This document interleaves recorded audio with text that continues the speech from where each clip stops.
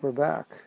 This is, I was thinking, oftentimes I think of doing professional courses, like streaming, from, people paying, and like doing it from Mayapur, but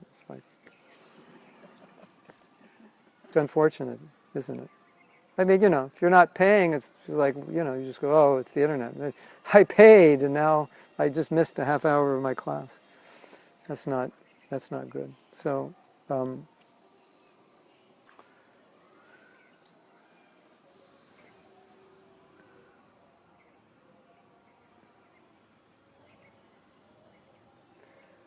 when you hear about these higher stages,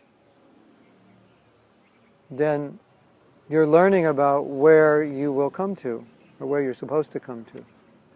And you might say, well, why learn about higher stages that I'm on a lower stage?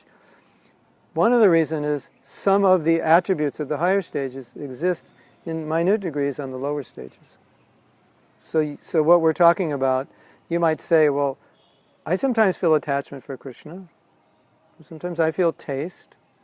Sometimes I feel steadiness. I feel ecstasy sometimes. So it's true. You're getting a little bit of that. You're getting a little bit of what is on the higher stage. So you can recognize there is some asakti, some bhava, some ruchi. But it's just not complete. It's immature. And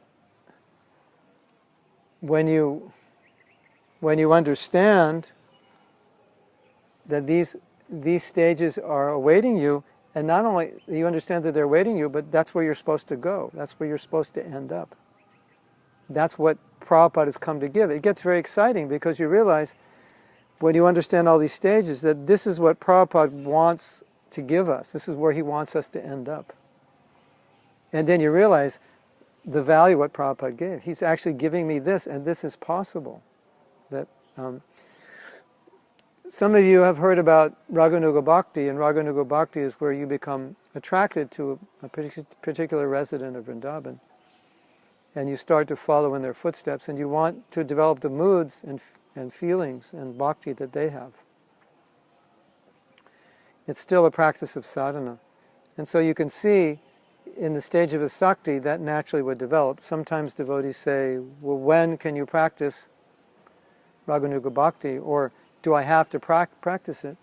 And you can see at the stage of asakti, it's just naturally going to be there, because you're already showing inclination towards a certain rasa and certain devotees in the lila.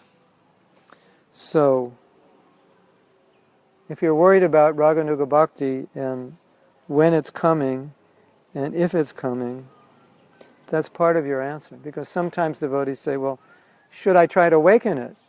Because we say Raganuga Bhakti is awakened by a greed for a particular relationship. And this is one answer, that even if it doesn't awaken, it will awaken naturally in the stage of asakti, because it'll just be your nature. So, I want to read something. This is from Vishwanath Chakravarti Thakur. And he has a book called Madhurya Kadamini, and in the book he describes each stage. And now he's describing asakti. After this, when ruchi, which has bhajan, hearing and chanting and other devotional activities, as its object of relish, reaches extreme depth and makes Krishna the object of relish. So like I can say, kirtan, hearing and chanting, I love to hear and chant, that's a symptom of ruchi. It's like hard to stop hearing and chanting. You just love it. You love to serve, you love to go on parikramas, you love to hear. You love everything about Krishna consciousness. But the relationship, that personal relationship, is lacking. So when it develops from there, then it's called asakti. When your object of relish reaches extreme depth and makes Krishna the object of relish, this is called asakti, or attachment. At the stage of asakti, the creeper of bhakti bears clusters of buds. So, the analogy that bhakti is a creeper, and now starting to bud. So it's like, I don't know, the teeth are coming in, you know, you're growing up, your teeth are coming in, something. It's like they're signs that, okay, this flower is it's gonna grow. So it's just one step away from bhava, which is the real flowering of love. That's pretty exciting, isn't it? You see those buds? These buds will in no time become flowers at the stage of bhava, and then fruits at the stage of prema. So that analogy, buds, flowers, and fruits. I don't know if you've ever seen an orange tree, but an orange tree, when it buds, it has little flowers that look like jasmine flowers. And they grow into oranges. It's interesting, isn't it? So they start as little buds, flowers, and then oranges. So buds are asakti, flowers, bhava, and then prema is what? Fruit. The statement that ruchi has bhajan as the object and asakti has the Lord as the object is a designation signifying proportionate quantity. Actually, both ruchi and asakti have both components as objects, but by less intensity. Because obviously, when I said it's just the taste, Krishna becomes the object, you're probably thinking, but I think of Krishna. So what he's describing here is the intensity with which the attachment, right? So it may be divided to some degree between directly the relationship with Krishna and the attachment and taste for service. But in asakti, obviously the taste is there, but it's overwhelmed by the attachment, or the taste is a byproduct of the attachment. So I'm attached to Krishna. And what does it mean to be attached to Krishna? That's pretty difficult to think about or do anything other than what Krishna wants, because you're so attached. Like you could like serving someone and not be that attached to them, right? Because you like what they stand for, but personally maybe. So this is personal relationship. Sounds funny, because you would think it would be the same. So he's saying the difference between asakti and ruchi is just the intensity of the attachment.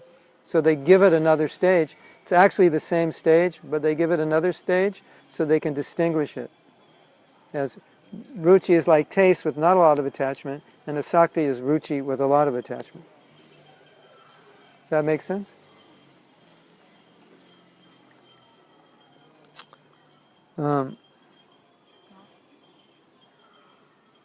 Actually, both ruchi and asakti have both components as objects, but by less intensity, in taking bhajan as object, and greater intensity in taking the Lord as the object. Asakti becomes distinguishable from ruchi.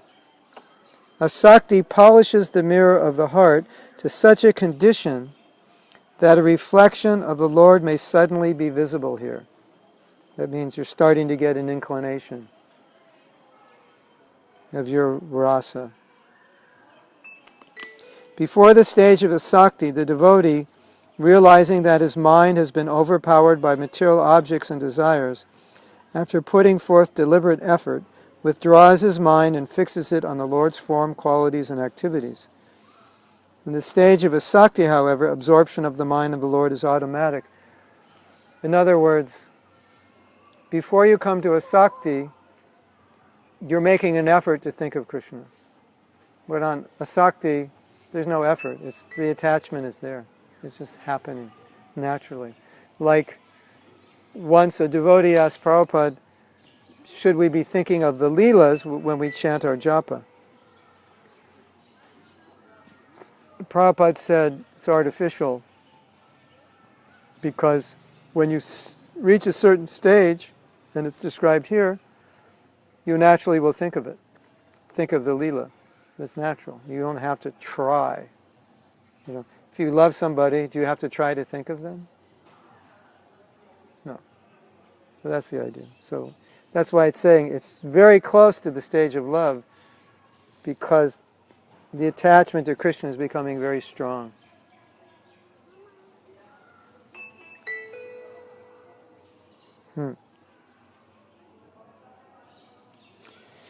In the stage of asakti, however, absorption of the mind in the Lord is automatic without effort.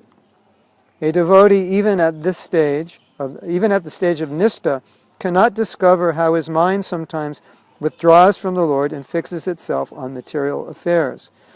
The quality of attachment, such that the mind sometimes withdraws from material topics and absorbs itself in topics of the Lord, is not seen in one who has not attained the stage of asakti. This is, however, characteristic of the devotee who has attained the stage of asakti. So until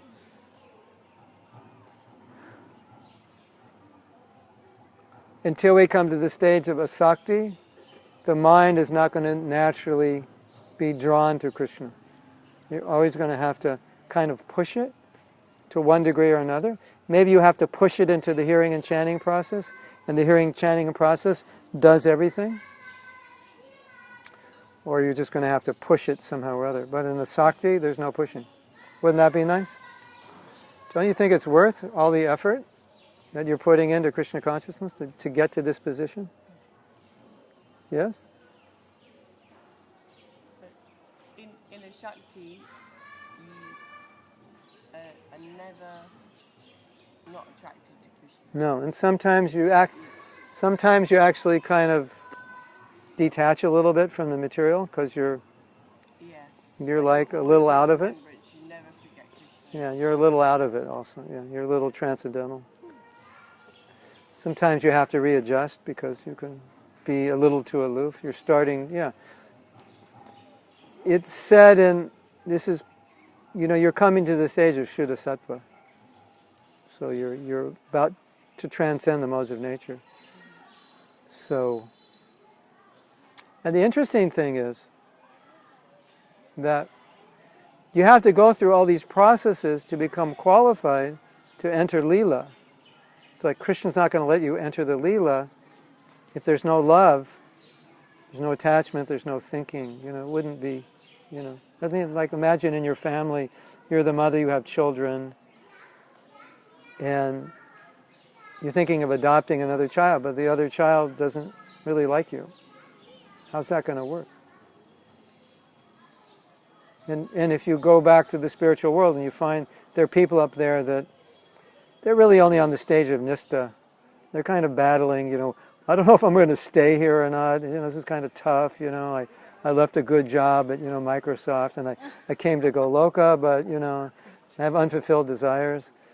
That would be like total insanity. I mean, even when devotees say that in ISKCON, it's upsetting, right? So Krishna is not going to allow anyone into rasa who's not qualified. And so you can see how you're becoming purified through these stages. Each stage is just a little closer to love, a little less attached. There's still reactions from offenses on this stage, from namaparad and other things that have to be cleansed. So there's still some impurity, but it's like we were saying, each stage is doubly potent. It's twice as powerful as the last.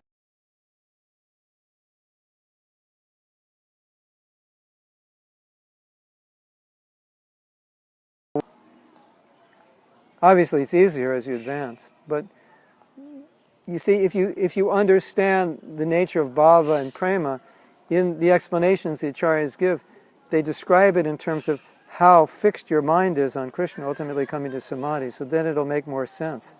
How absorbed your mind is. These are symptoms of love. More absorbed, more absorbed, more absorbed. So that's why it's using this example, that it's still, when they say sometimes your mind goes away, whereas in Sakti it's naturally attracted, it's not that your mind in ruchi isn't there, but sometimes it goes away and sometimes you have to force it. Where here it's like magnetic. It's just naturally attracted.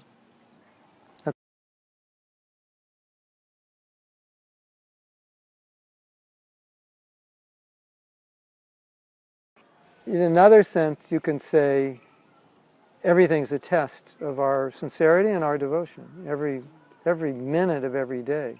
So you can look at it like Krishna created material energy as a testing ground. So it was the test at every moment. And if you turn your back on Krishna, you're going to realize the result of doing that. So it's like, you turn your back on Krishna, and Maya comes, and then all I would say is, well, what were you expecting? Something better? It's like, I turned my back on Krishna. I wasn't expecting it to be this bad. Well, you've turned your back 1,000,000 times and it was bad every time. So why you expected it would be different this time? So, we're supposed to learn from that. This is what happens when you turn your back on Krishna. Right? You get Maya. It's just how it works. So, is it a test? You could use that word. Is it ignorance? You could use that word. Did I blow it? You could use that word. Ultimately, it's like catching it in the stages where it's like a flicker before it even manifests as Yeah. thoughts, words, actions. Well, the point is that as a devotee, you're supposed to learn not to play with Maya. You're supposed to learn that fire burns. So every time you stick your hand in fire, it's going to burn, whether you learned your lesson or not. And maybe at some point you get illusions. You think, well, maybe this time it won't burn. Fire looks good. Let me see. Let me test it. Have you ever done that? Like, did something that didn't work and brought you out of Krishna consciousness, and you did it again like a year later just because you felt like it, thinking, well, maybe this time I won't fall into Maya. That's stupid. So Prabhupada in his books is trying to help us, be smart. So I would rather look at it rather a test from Maya. Just it's a reality test, a reality check. That I put my finger in fire and that's what happened. And just a reminder that that was stupid, right? Okay, so we'll have to end here because it's time to end, which is a good reason to end, right? And we got some time for you on Facebook, but not much time. You'll have to fly here to Mayapur and then you'll get the whole time. But we did record it. It's on here, both classes, and it will be uploaded on my SoundCloud. This is why I record. Well, one of the reasons I record is a backup. And it's audio only and less megabytes. Okay. Thank you very much. Srila Prabhupada ki jai. Go Brahmanandi. Hari Hari Bol. Thank you very much for doing your Monday class here.